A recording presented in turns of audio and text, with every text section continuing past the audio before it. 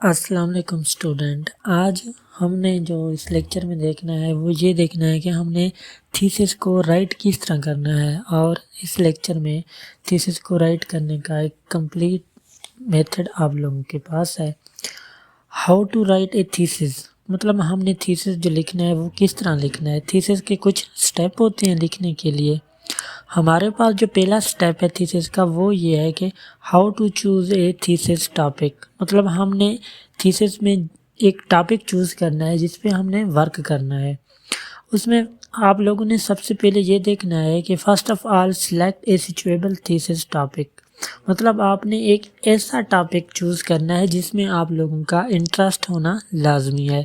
For example अगर आप math के स्टूडेंट हैं तो आपको मैथ के रिलेटेड ही एक टॉपिक चूज़ करना होगा, या आप फिज़िक्स के हैं या फिर आप केमिस्ट्री के हैं, आप जिस भी फील्ड के हैं तो आपने टॉपिक भी अपनी ही फील्ड का ही चूज़ करना है जिसमें आपको इंटरेस्ट हो। फिर आपने देखना ये है योर टॉपिक शुड बी, मतलब आपके टॉपिक किस तरह का होना चाहिए। शॉर्ट होना चाहिए, मतलब ज़्यादा लेंथी नहीं होना चाहिए, रनिंग भी होना चाहिए, प्रीशियस मतलब दुरुस्त भी होना चाहिए, कंप्रीहेंसिव मतलब जो भी आपने टॉपिक लिया है वो कंप्लीट होना चाहिए, उसका कोई ना कोई रिज़ल्ट होना लाजमी होता है। उसके बाद वो अट्रैक्टिव भी हो, मतलब वो एक कशिश करने वाला टॉपिक भी आप लोगों के पास होना चाहिए।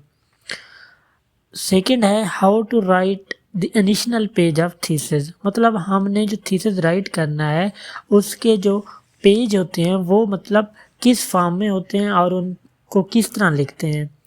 अब नेशनल पेज जो स्टार्ट के पेज होते हैं हमारे थीसिस के, उसमें वो कवर पेज आ जाता है जिसमें आप लोगों की यूनिवर्सिटी का नाम होता है और आपका जो थीसिस का टाइटल होता है वो भी उसी में लिखा जाता है। इसके बाद इनर पेज आ जाते हैं। उसके बाद इन विच डिग्री, मतलब आप जो डिग्री कर रहे होते हैं वो मेंशन होती है। उसके बाद एक पेज पे सुपरवाइज़र का नाम आ जाता है। उसके बाद अगर आपका को सुपरवाइज़र है तो फिर उसका नाम भी उसी पेज पे आप लोग लिख सकते हैं। उसके बाद आ जाता है एब्स्ट्रैक्ट। एब्स्ट्रैक्ट जो होता है ये आपके थीसिस का एक खुलासा होता है और ये हमारे पास 250 से 300 वर्ड्स का होता है। मतलब आपने जो एब्स्ट्रैक्ट लेना है वो आप लोगों के पास 250 से 300 वर्ड्स के दरमियान होना चाहिए। और एब्स्ट्रैक्ट विदाउट हेडिंग, मतलब एब्स्ट्रैक्ट में आप लोग कोई भी हेडिंग नहीं दे सकते। अब इसका जो टाइटल कार्नर होता है उसका जो साइज़ होता है वो 16 होता है और वो बोल्ड साइज़ होता है। मतलब एब्स्ट्रैक्ट का जो आपने टाइटल कार्नर देना है वो कितना होना चाहिए आप लोगों के पास, वो 16 साइज़ का हो और किस में हो, बोल्ड साइज़ में हो। इसके बाद कि हमने जो एब्स्ट्रैक्ट लिखना है उसका जो मेथड है वो कौन सा होना चाहिए, मतलब वो टाइम न्यू रोमन होना चाहिए, ऑल कैपिटल होने चाहिए, मतलब जो भी आपने वर्ड्स लेने हैं वो सारे के सारे क्या होने चाहिए, कैपिटल होने चाहिए। और मैंडेटरी मतलब इसका उर्दू में होता है एजबारी या फिर लाजमी। इसके बाद ये होता है कि इंक्लूड ऑब्जेक्टिव ऑफ स्टडी, मतलब जो आपने रिसर्च करनी है उसका मकसद क्या है। उसमें मेथडोलॉजी भी आ जाती है जिसमें आप लोगों ने मेथड लिखने होते हैं। फिर मेजर फाइंडिंग होती है कि मतलब अहम दरियाफ्त जो आपने करनी है या फिर आपने जो नतीजा निकालना है। एंड कंक्लूजन, ये भी एक किस्म का आप लोगों के पास खुलासा या फिर नतीजा होता है।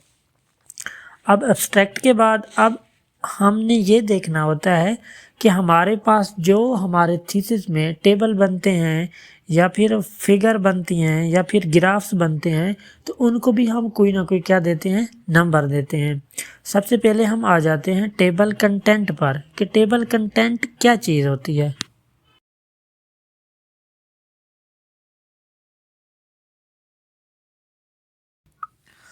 अब थीसिस में एब्स्ट्रैक्ट लिखने के बाद फिर हमने देखना ये होता है कि इसमें मतलब हमारे पास एक टेबल कंटेंट होता है, लिस्ट ऑफ फिगर भी होती हैं और लिस्ट ऑफ टेबल भी होते हैं, लिस्ट ऑफ ग्राफ भी होते हैं। ये भी हमारे जो होते हैं वो एडिशनल पेजेस में से शामिल होते हैं जिसमें हम अपने एब्स्ट्रैक्ट से पहले पहले इन पेजेस को फाइनल करते हैं। अब इसमें हमारे पास है टेबल कंटेंट कि टेबल कंटेंट क्या होता है और इसको हमने एडिशनल पेजेस पे किस तरह लिखना है। अब जो टेबल कंटेंट है वो भी हमारे पास जो इसका टाइटल है वो सेंटर में होना चाहिए, और इसका जो बोल्ड साइज है वो हमारे पास जो फॉन्ट साइज है वो कितना होना चाहिए, 16 होना चाहिए, और होना क्या चाहिए, बोल्ड चाहिए। और इसका जो राइटिंग का स्टाइल है वो भी टाइम न्यू रोमन होना चाहिए, और इसके जो वर्ड्स हों ऑल वो क्या होने चाहिए, कैपिटल होने चाहिए। और ऑल चैप्टर मतलब सारे चैप्टर का जो कंटेंट होगा वो इसी ही एक पेज में आप लोगों का आना चाहिए। इसके बाद हेडिंग हो गई या फिर सब हेडिंग हो गई हैं, वो भी टेबल कंटेंट में ही आ जाती हैं। फिर प्रॉपर नंबरिंग जो हो वो किस में होनी चाहिए, रोमन में होना चाहिए। प्रॉपर नंबरिंग इन रोमन या फिर अरेबिक नंबरिंग होने चाहिए।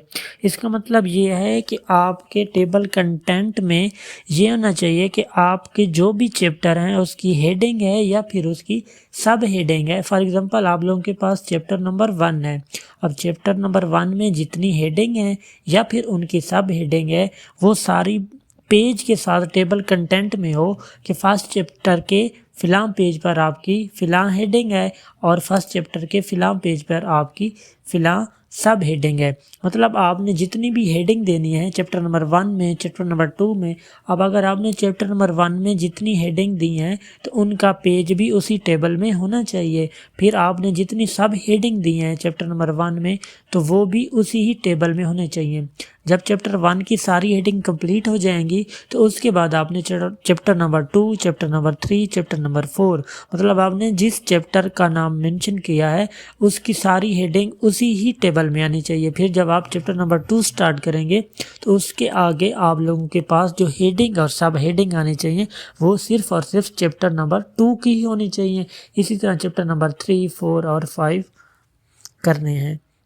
इसके बाद है लिस्ट ऑफ फिगर, मतलब आपके थीसिस में जितनी भी फिगर बनी हुई हैं उनमें क्या होना चाहिए, उनका जो टाइटल होना चाहिए वो भी सेंटर में होना चाहिए।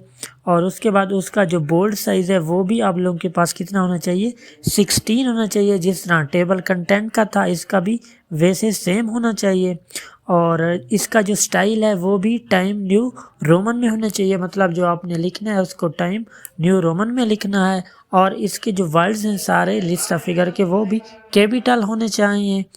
और इसके बाद है chapter name from which figure is taken, मतलब आपने उसी ही चैप्टर का नाम देना है जिस चैप्टर में वो फिगर होंगी। फॉर एग्जांपल आपके पास अगर फिगर कोई चैप्टर नंबर 1 में आ रही है, चैप्टर नंबर 2 में आ रही है या फिर चैप्टर नंबर 3 में आ रही है या फिर चैप्टर नंबर 4 में आ रही है, जहाँ से आपकी पहली फिगर स्टार्ट होगी थीसिस की, आपने जाना है लिस्ट ऑफ टेबल में उसी चैप्टर का नाम लिखना है।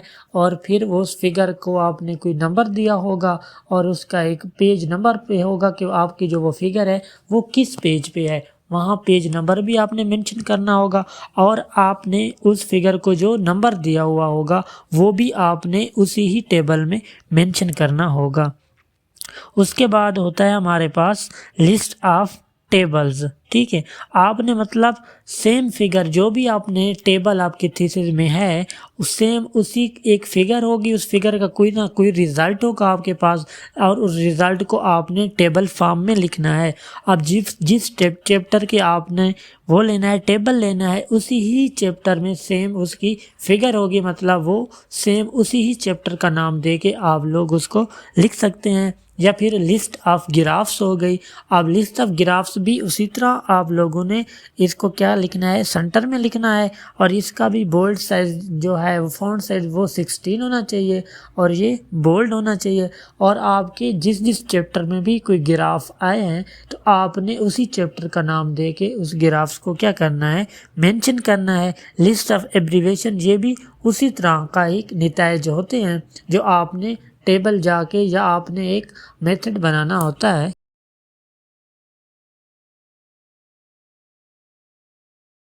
अच्छा स्टूडेंट, अब हमने ये देखना है कि हमारे पास जो थीसिस होता है उसका जो फर्स्ट हमारे पास चैप्टर होता है वो होता है इंट्रोडक्शन का।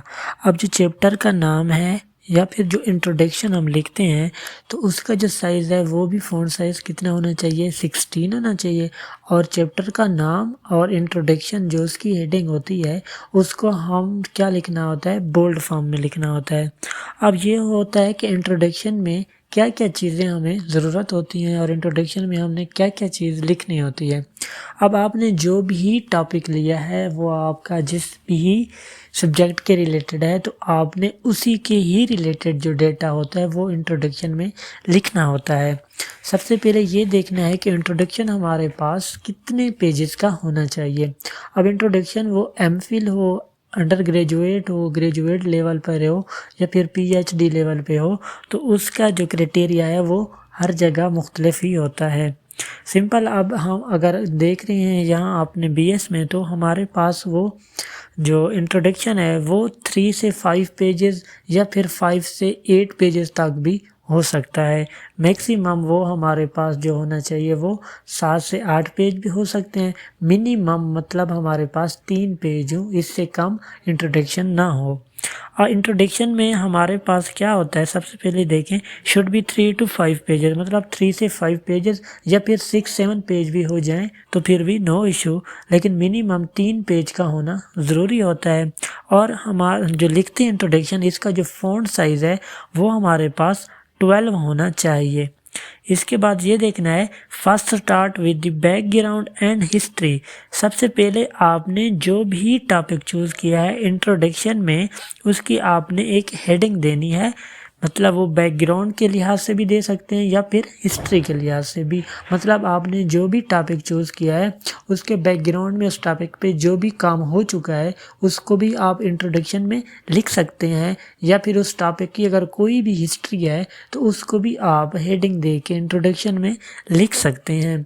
अगर आपने किसी और ऑथर का कोई डेटा लिया है तो वहाँ आपने उस ऑथर की सिटेशन देना लाजमी होती है और उस ऑथर का रेफरेंस देना भी ज़रूरी होता है। आपने अगर किसी भी आर्टिकल से किसी भी ऑथर का डेटा लिया है तो वहाँ पे आपने उसकी सिटेशन भी देनी होगी और रेफरेंस भी उसका देना लाजमी होता है। अगर आप नहीं दोगे सिटेशन और रेफरेंस तो फिर आपने जो इंट्रोडक्शन लिखा है तो वो प्लेज में आ जाएगा। उसका मतलब ये होता है कि आपने जो डेटा है वो किसी जगह से कॉपी पेस्ट किया है। अगर आपका प्लेज ज़्यादा होगा तो ऑटोमेटिक आपका थीसिस रिजेक्ट हो जाएगा।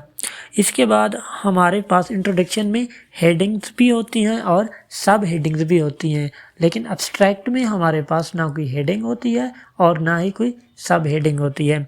अब हमारे पास इंट्रोडक्शन में जो हेडिंग होगी उसका साइज़ हमने 14 रखना है और वो बोल्ड फॉर्म में होना चाहिए। अब हेडिंग को हमने नंबर देना है। जिस तरह हमारे पास चैप्टर 1 में हेडिंग होगी तो उसको हमने कोई ना कोई नंबर देना है। उसके बाद अब उस हेडिंग की सब हेडिंग होगी, मतलब जिस तरह इसकी हेडिंग है तो उसको हम 4 का नंबर देंगे। अगर उसकी हेडिंग की सब हेडिंग है तो उसको हम 4.1 का नंबर देंगे। और जो सब हेडिंग होगी वो उसका फ़ॉन्ट साइज़ 12 होगा और वो बोल्ड फॉर्म में होगी, लेकिन जो मेन हेडिंग होगी उसका साइज़ 14 होगा और वो भी हमारे पास बोल्ड फॉर्म में होगी। अब सब हेडिंग जो है शुड बी अटेलिक, इसको हम अटेलिक फॉर्म में भी लिख सकते हैं। अब एक होता है हेडिंग, एक होती है सब हेडिंग, और फिर सब हेडिंग की भी हेडिंग होती है, उसको भी हम सब हेडिंग ही कह सकते हैं। जिस तरह हेडिंग हमारे पास 4 है तो हमारे पास सब हेडिंग 4.1 बन गई। फिर अगर सब हेडिंग की कोई हेडिंग होगी तो उसको हम 4.1.1 कहेंगे। अगर मज़ीद और भी सब हेडिंग होगी तो उसको हम कहेंगे 4.1.2। तो इस तरह हम उसका नंबर इंक्रीज़ करते जाएंगे अगर सब हेडिंग्स ज़्यादा हो जाएंगी। जिस तरह हमने टेबल ऑफ कंटेंट में कहा था कि आपने यहाँ जितनी हेडिंग्स और सब हेडिंग्स को नंबर देना है, आपने जिस चैप्टर में वो हेडिंग और सब हेडिंग दी हैं टेबल ऑफ कंटेंट में जाके आपने उसी चैप्टर का नाम देना है और फिर उसके आगे उसकी हेडिंग और सब हेडिंग को, और उसके आगे वो पेज जिस पेज पे वो हेडिंग और सब हेडिंग मौजूद हैं वो आप लोग लिख सकते हैं। तो ये हमारा हो गया है चैप्टर नंबर 1 थीसिस का इंट्रोडक्शन का।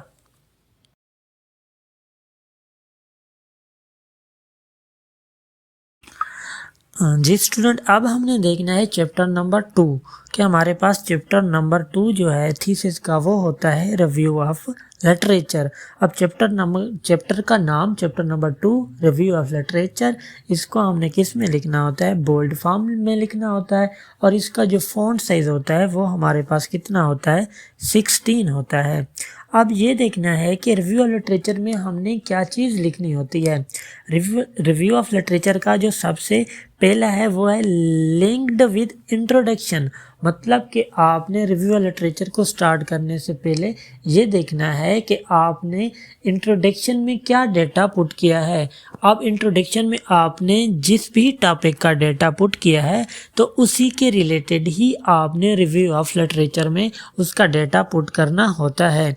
अब जो इंट्रोडक्शन हमारे पास है वो जिस भी टॉपिक का है तो रिव्यू ऑफ लिटरेचर में जो डेटा होगा वो भी उसी के कनेक्ट हो। ये ना हो कि आपने एक टॉपिक का इंट्रोडक्शन लिखा है, किसी दूसरे टॉपिक का आपने रिव्यू ऑफ लिटरेचर लिख दिया है, तो वो आपका इंट्रोडक्शन या रिव्यू लिटरेचर आपस में मैच नहीं करेंगे तो आपका थीसिस वो रिजेक्ट हो जाएगा। इसलिए रिव्यू ऑफ लिटरेचर को लिखने के लिए आपका इंट्रोडक्शन का डेटा उसके रिलेटेड होना चाहिए। अब दूसरा ये है कि हमने रिव्यू ऑफ लिटरेचर में maximum station should be given. मतलब हम इसमें जितनी ज़्यादा स्टेशन दे सकते हैं तो वो हमारे रिव्यू ऑफ लिटरेचर के लिए मुफीद साबित होंगी। अब ये देखना है कि हम जिस तरह हमने इंट्रोडक्शन लिखा है तो हमारे पास जो रिव्यू ऑफ लिटरेचर होना चाहिए वो हमारे पास कितने पेजेस का होना चाहिए। Should be 15 to 20 pages. मतलब कि हमारे पास रिव्यू ऑफ लिटरेचर 15 से 20 पेज का होना लाजमी होता है और इसमें सिटेशन देना लाजमी होती हैं और सिटेशन हर पैराग्राफ के स्टार्ट में दी जाती है। फॉर एग्जांपल आपने अगर किसी आर्टिकल में किसी ऑथर का कोई डेटा उठाया है तो आपने रिव्यू ऑफ लिटरेचर के स्टार्ट में उस ऑथर का नेम लिखना है, उसके आगे एट ऑल लिखना है। अब एट ऑल जो है वो उसका इटैलिक फॉर्म में होना ज़रूरी होता है और उसके बाद उसका ईयर लिखना है कि वो आर्टिकल किस ईयर में पब्लिश हुआ है।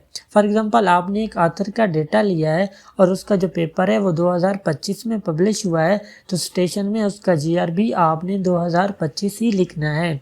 और अब ये कि आपने जो भी स्टेशन देनी है रिव्यू ऑफ लिटरेचर में तो आपने उसका रेफरेंस भी लेना है, जो आपने रेफरेंस वाले कॉलम में जाके उसका रेफरेंस भी पुट कर देना है ताकि ये फिर आपके प्लेज में नहीं आता। क्योंकि आप जो स्टेशन दे देंगे तो उसका मतलब ये है कि आपने फ़लाँ ऑथर का ये डेटा उठाया है तो वो प्लेज में नहीं आता। अगर आप स्टेशन नहीं देंगे तो वो सारा पैराग्राफ आपका प्लेज में आ जाता है। और हर यूनिवर्सिटी का अपना एक मेथड होता है कि आपका 19 या 18% से नीचे प्लेज होगा तो आपका वो थीसिस एक्सेप्ट कर लिया जाएगा। अगर इससे ज़्यादा होगा प्लेज तो फिर आपका वो थीसिस एक्सेप्ट नहीं होता बल्कि क्या हो जाता है, रिजेक्ट हो जाता है। अब ये देखना है कि हमने जो रिव्यू ऑफ लिटरेचर में पैराग्राफ लिखना है उसकी लेंथ कितनी होनी चाहिए। Paragraph length 6 to 12 lines. मतलब हमारे पास जो पैराग्राफ होगा उसकी जो लाइन्स होंगी वो 6 से 12 लाइन्स का एक पैराग्राफ होगा और हर पैराग्राफ में एक स्टेशन का होना क्या होता है, लाजमी होता है। अब ये है कि ये डबल स्पेस भी होना चाहिए। अब रिव्यू ऑफ लिटरेचर में इसके बाद हमारे पास जो मेन चीज़ होती है वो क्या होती है, ऑब्जेक्टिव। ऑब्जेक्टिव जो होते हैं ये किसी भी थीसिस का एक थीम होता है, ठीक है। अब ऑब्जेक्टिव हमारे पास जो है वो हमने ये बताना होता है कि हमने जो टॉपिक लिया है इससे पहले इस पर क्या काम हुआ है, हमने इस पर क्या काम करना है और हमने इस पर क्या काम किया है, ठीक है। अब ऑब्जेक्टिव जो हमारे पास हैं वो हर पेपर के 3 से 4 होने चाहिए। मतलब थीसिस में आपने जो ऑब्जेक्टिव लेने हैं वो आप लोगों के पास 3 से 4 ऑब्जेक्टिव होने चाहिए कि पास में उस पर कौन सा वर्क हुआ है और आपने क्या काम करना है और फ्यूचर में आपने क्या प्रेडिक्ट किया है, ये आप लोगों के पास ऑब्जेक्टिव होने चाहिए। इसके बाद है कि रिव्यू लिटरेचर में हमारे पास जो हेडिंग होती हैं वो कितनी होनी चाहिए, उसका साइज़ भी 14 होना चाहिए। और इसके बाद ये है कि ऑब्जेक्टिव जो हमारे पास हैं इंट्रोडक्शन एंड रिव्यू, मतलब जो ऑब्जेक्टिव हमारे हैं वो इंट्रोडक्शन और रिव्यू के रिलेटेड ही होने चाहिए। ये ना हो कि आपने इंट्रोडक्शन में कुछ और बयान किया हो और रिव्यू लिटरेचर में कुछ और बयान किया हो और आपने ऑब्जेक्टिव कोई और लिख दिए हो, या फिर आपका इंट्रोडक्शन और रिव्यू लिटरेचर वो एक सेम टॉपिक का हो लेकिन आपने जो ऑब्जेक्टिव दिए हैं वो किसी और टॉपिक के दिए हैं तो तब भी आपका थीसिस रिजेक्ट हो जाता है। अब ऑब्जेक्टिव में जो हम हेडिंग देते हैं, हेडिंग का साइज़ हमारे पास फ़ॉन्ट साइज़ है वो 14 होना चाहिए, और हेडिंग का साइज़ जो है वो 14 होने के बाद बोल्ड भी होना चाहिए। और इस जिस तरह हमने इंट्रोडक्शन में पीछे पढ़ा था कि उसकी जो सब हेडिंग है उसको भी आपने कोई नंबर देना है, वो भी शुड बी अटेलिक, वो भी अटेलिक होना चाहिए। अगर सब हेडिंग के आगे भी हेडिंग है तो उनका फिर नंबर हम इंक्रीज करते जाएंगे। ये था हमारे पास chapter number 2, review of literature.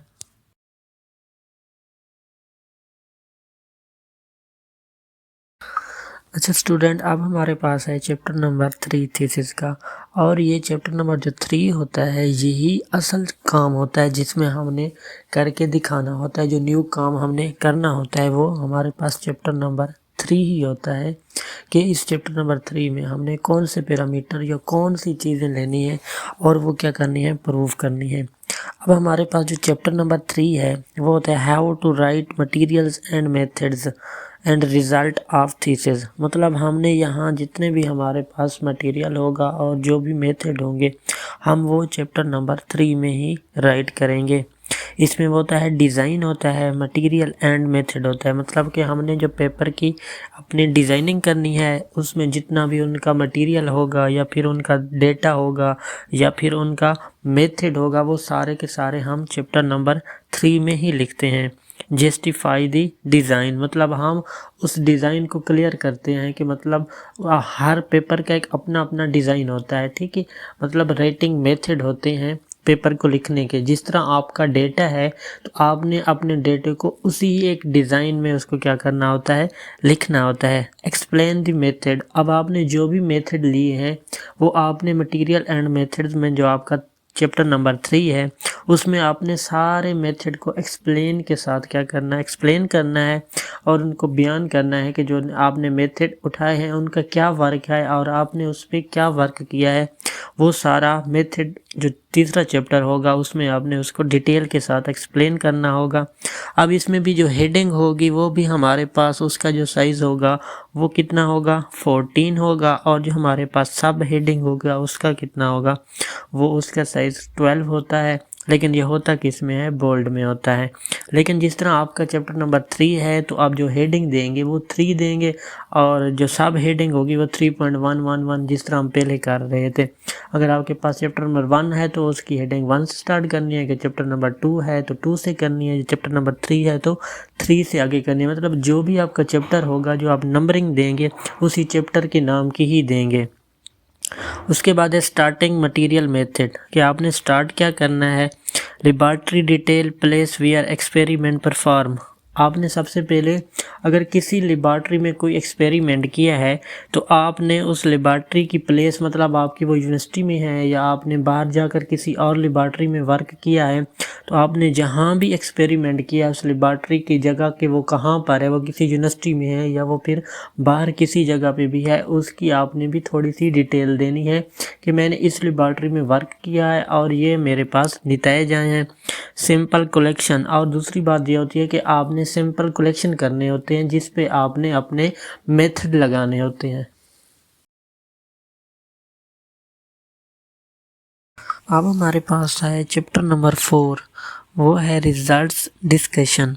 इसमें हम जो चैप्टर नंबर 3 में हम जो मेथड लगाते हैं या जो चीज़ हमने प्रूफ की होती है उसका जो रिज़ल्ट आता है वो हम चैप्टर नंबर 4 में लिखते हैं। उन रिज़ल्ट को लिखने के बाद हम उस पर क्या करते हैं, डिस्कशन करते हैं कि ये रिज़ल्ट हमने किस तरह हासिल किए हैं। In the form of figure tables should be explain properly, मतलब हमने जो रिज़ल्ट के कोई फिगर बनाए हैं या फिर हमारे पास कोई टेबल आई है तो उसको हम प्रॉपरली क्या करेंगे, एक्सप्लेन करेंगे कि हमारे पास जो फिगर में डेटा आया है या फिर टेबल्स में हमारे पास जो डेटा आया है वो किस तरह आया है, उसको प्रॉपर हम क्या करेंगे, एक्सप्लेन करेंगे और उनको बताएंगे कि ये डेटा हमने किस तरह कलेक्ट किया है और इस पे कौन से मेथड लगाए हैं और ये हमारे पास रिज़ल्ट आया है तो ये किस तरह आया है। उसके बाद है not give a raw data, मतलब इस तरह का कोई डेटा ना हो जो आपके जो टॉपिक के रिलेटेड ना हो, मतलब कोई फजूल किस्म का डेटा बिल्कुल भी आपकी थीसिस में काबिल कबूल नहीं किया जाता। एनालाइज द डेटा प्रॉपरली, मतलब हमने जो भी डेटा लिया है उसको एनालाइज करेंगे, उसका एक हम रिज़ल्ट निकालेंगे और उसको फिर एक्सप्लेन कर देंगे। ऑर्गेनाइज द डेटा, अब ये है कि आपने जो टेबल और फिगर बनाए हैं वो मतलब तरतीब के साथ हूँ, ऑर्गेनाइज हूँ। ये ना हो कि आपकी जो फिगर आ रही है डेटे की और जो डेटा टेबल है तो वो एक दूसरे से मतलब डिफरेंट जगह पर हूँ, तो वो आपका जो डेटा होगा वो ऑर्गेनाइज नहीं होगा। ठीक है, तो आपने जो टेबल बनाना है या फिर उसके जो रिजल्ट्स आने हैं उस फिगर के, तो वो एक एक साथ होने चाहिए, मतलब ऑर्गेनाइज होने चाहिए। फॉर एग्जांपल जिस तरह हमारे पास मशीन लर्निंग का एक मेथड होता है LSTM। अब LSTM के जो भी आप लोगों के पास ग्राफ बन रहे हैं और उनके जो वैल्यू आ रही हैं टेबल में, तो वो साथ साथ होना ज़रूरी होती हैं, ताकि उन टेबल में उनका वो रिज़ल्ट आ गया और ग्राफ में वो जो लाइंस हैं वो क्या शो कर रही हैं, उनकी pH क्या है या उनकी डिज़ोल्व ऑक्सीजन क्या है, या जो भी वो ग्राफ आपको चीज़ बता रहा है, तो नीचे टेबल में भी हमने उन्हीं का जो रिज़ल्ट आ रहा है, रूट मीन स्क्वायर वेलोसिटी होता है या दूसरी जो भी चीज़ें आएंगी, वो सारी उन्हीं टेबल में ही हमने एक्सप्लेन करनी होती हैं। उसके बाद है title of table should be on the top of the table, मतलब आपने जो टेबल बनाना है और उस टेबल का जो टाइटल होगा, उस टेबल का जो नाम होगा, मतलब जो टेबल आपने बनाया है वो कौन से मेथड के रिलेटेड है, तो उस मेथड का जो आप नाम लिखेंगे वो टेबल के टॉप पर, मतलब टेबल के आपने ऊपर लिखना है और उस टेबल की हेडिंग देनी है जिसका आपने नीचे डेटा लिखना है। Title of the figure should be below of the figure, मतलब आपने जो वो ग्राफ या आपने जो भी वो फिगर ली हुई है तो आपने उसका जो टाइटल देना है वो उसके नीचे देना है। ठीक है, अब जो टाइटल ऑफ टेबल होता है वो टॉप पर होता है, उसके ऊपर होता है, और जो फिगर का टाइटल होता है वो क्या होता है, उसके नीचे होता है। इसके अलावा हमारे पास है linked the result with each other, मतलब हमारे पास जो रिज़ल्ट हैं वो एक दूसरे के साथ उनका लिंक होना ज़रूरी है। ठीक है, ये ना हो कि आपने एक मेथड जो बयान किया है उसको हाफ आपने किया है, फिर दूसरा मेथड उसमें आपने मिक्स कर दिया है, तो वो आपका जो भी डेटा होगा वो ऑर्गेनाइज नहीं होगा। ठीक है ना, तो आपने जो जो भी मेथड लिखने हैं, जो जो मेथड्स का रिज़ल्ट आया है वो ऑर्गेनाइज डेटा हो, तरतीब के साथ हो, और एक दूसरे के साथ उनका लिंक होना भी क्या होता है, ज़रूरी होता है। अब जिस तरह मैंने पहले बताया है कि हेडिंग्स जो होती हैं उनका साइज़ क्या होगा, 14 होगा। अब हमारे पास ये चैप्टर नंबर 4 है, तो हम जो हेडिंग्स होंगी उनको क्या देंगे, 4 नंबर देंगे, क्योंकि हमारा चैप्टर नंबर 4 है। अगर हमारे पास फिर सब हेडिंग होंगी तो उनको हम 4.1, और अगर सब हेडिंग की फिर आगे हेडिंग्स होंगी तो उनको हम 4.1.1 या 4.1.12, इस तरह हम नंबर उनका सब हेडिंग्स का क्या करते जाएंगे, इंक्रीज करते जाएंगे। तो ये था हमारे पास थीसिस का चैप्टर नंबर 4, जिसमें हम रिज़ल्ट की डिस्कशन करते हैं कि जो हमने रिज़ल्ट निकाले हैं उनको ही हम एक्सप्लेन करते हैं।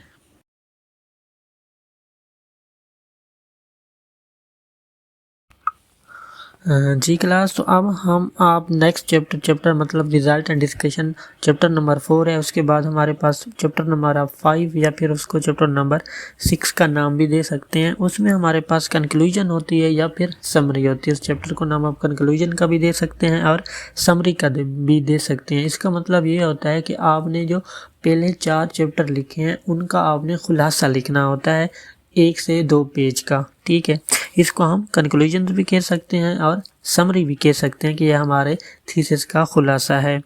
सबसे पहले उसमें होता है वर्क इंट्रो। ठीक है ना, कंक्लूजन में कि आपने इंट्रो में क्या क्या चीज़ें की हैं या कौन सा वर्क किया है, तो कंक्लूजन में या उस समरी में सबसे पहले आपने वो थोड़ा सा उसका हवाला देना होता है कि आपने इंट्रो में क्या वर्क किया है, व्हाट कंक्लूड फ्रॉम वर्क, और आपने ये बताना होता है कि इसमें आपका कौन सा वर्क शामिल है। फाइंडिंग हो गया, फिर वो उसका जो नतीजा आ गया।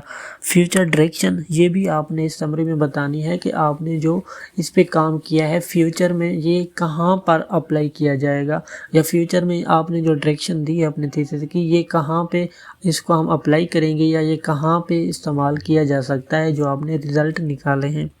उसके बाद है वेरी शॉर्ट चैप्टर ब्रीफ, मतलब इसको मैंने पहले बताया है, ये 1 से 2 पेज का हमने ये चैप्टर लिखना होता है। शुड बी 300 to 500 वर्ड्स, मतलब हमारे पास जो कंक्लूजन का या समरी का चैप्टर होता है वो 300 से 500 वर्ड्स के दरमियान होता है। अब ये लिखने के बाद हमारे पास आ जाते हैं रेफरेंसेस, ठीक है, जो हमने सिटेशन दी होती हैं इंट्रोडक्शन में या फिर हमने रिव्यू ऑफ लिटरेचर में या मेथोडोलॉजी में, जहाँ भी आपने कोई स्टेशन दी होती है उसका रेफरेंस देना लाजमी होता है। अगर आप लोग रेफरेंस नहीं दोगे या स्टेशन नहीं दोगे तो आपने जो भी डेटा अगर किसी जगह से उठाया है तो वो आपका प्लेज में आ जाता है। अगर प्लेज आपकी यूनिवर्सिटी के मुताबिक अगर ज़्यादा है तो फिर आपका जो वो थीसिस है वो क्या हो जाता है, रिजेक्ट हो जाता है। रेफरेंस में हमने 2 से 3 चीज़ें देखनी होती हैं। पहले तो ये देखना होता है सेम ऑल ऑथर नेम, मतलब जो स्टेशन में आपने नाम लिखा है जिस ऑथर का, तो रेफरेंस में फर्स्ट नाम जो है उस ऑथर का होना लाजमी है, वरना आपका वो रेफरेंस क्या होगा, गलत तस्वर किया जाएगा। दूसरा ये होता है all references in same style, मतलब आपने जितने भी रेफरेंस लिखे होते हैं उनको आपने एक ही स्टाइल में लिखना होता है। ये ना हो कि कुछ रेफरेंस का स्टाइल और हो और कुछ का और हो। और तीसरी बात ये भी है कि आपने जो रेफरेंस देने हैं तो उनका जो स्टार्टिंग पॉइंट होता है वो एक तरतीब के साथ होना चाहिए, मतलब A to Z होना चाहिए। मतलब किसी ऑथर का नाम अगर A से स्टार्ट हो रहे हैं तो वो A वाले कॉलम में होने चाहिए, इसके बाद B C इसी तरह A से Z तक वो भी सारे किस में होने चाहिए, आप लोगों के पास तरतीब में होने चाहिए। तो ये था हमारे पास कंप्लीट स्केच कि हम किस तरह एक थीसिस है उसको हम किस तरह स्टार्ट कर सकते हैं, किस तरह रिज़ल्ट निकाल सकते हैं और किस तरह हम उसको राइट कर सकते हैं। तो इसमें पूरा वो जो स्केच है वो इसमें मौजूद है। आप इसको देख के आप इसकी हेल्प से अपना थीसिस जो है वो आप लोग लिख सकते हैं।